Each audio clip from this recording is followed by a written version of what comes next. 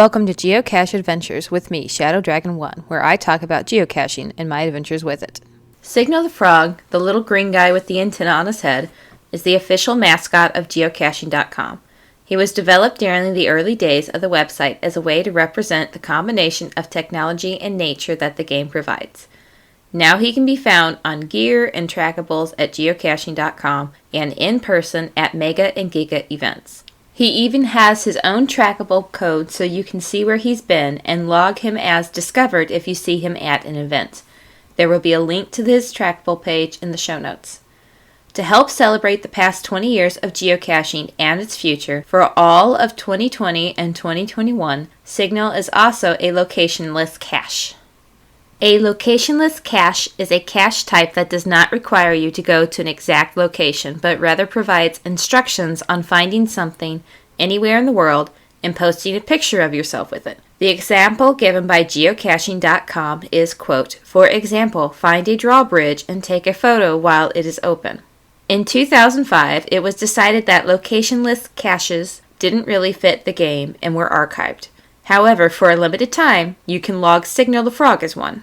To qualify for the special locationless cache, you must see Signal the Frog or the official 20th anniversary Signal the Frog banner in person and log a photo of yourself with Signal or the banner on the locationless cache page GC8FR0G. The cache will be locked and sent to archive on January 1, 2022.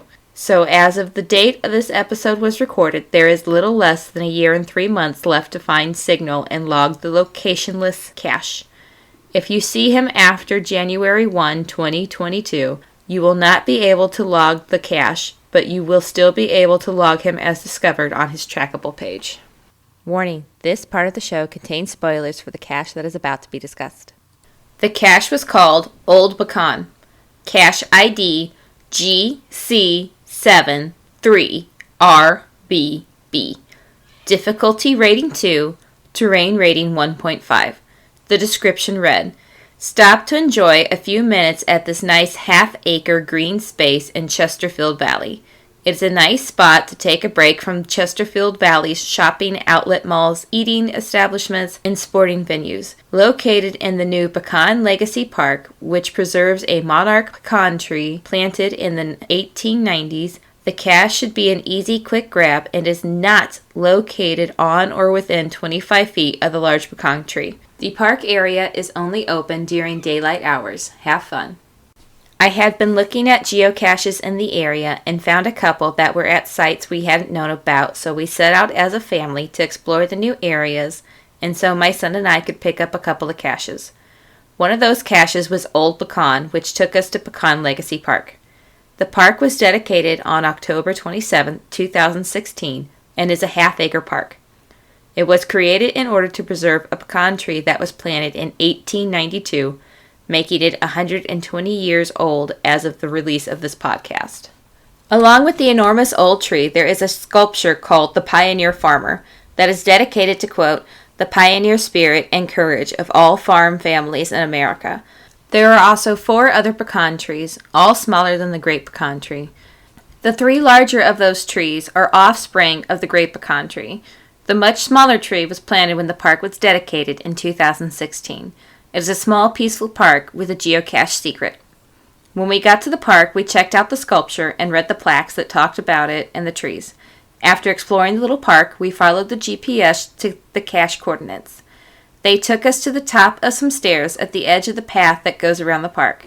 I read the hint to my husband and son. It had mentioned taking a seat, but there were no benches at Ground Zero or in the park area, so I decided it had to mean a rest on the steps. Where would it be hidden? My muggle husband wondered out loud, since there was no bench for a magnet box. I told him to give me a minute to think, and sat down on the step while my husband and son wandered around on the path around the tree. There were some large rocks placed along the edge of the stairs as part of the landscaping. I looked over the edge of the rock and saw a small white cap along the edge. I reached down and pulled out a preformed tube with a log. I hollered that I had found it, and my son came running over to see. My husband came too and asked where I found it. I signed the log and showed him while I tucked the tube back under the rock, making sure not to leave it sticking out too far, with just the cap sticking out the way I had found it. "See," I said, "no one will notice it if they're not looking for it." He nodded, but I doubt he was as amused by it as I was, but our son thought it was sneaky. My husband did enjoy the discovery of the little park, though. We all did. That's one of the things I love about geocaching, discovering new places we never knew about, especially in the area that we live. You have been listening to Geocache Adventures with me, Shadow Dragon 1. Feel free to reach out to me on my geocaching profile page, Shadow Dragon 1, or at geocacheadventures.org. I hope you've enjoyed this episode, and thank you for listening.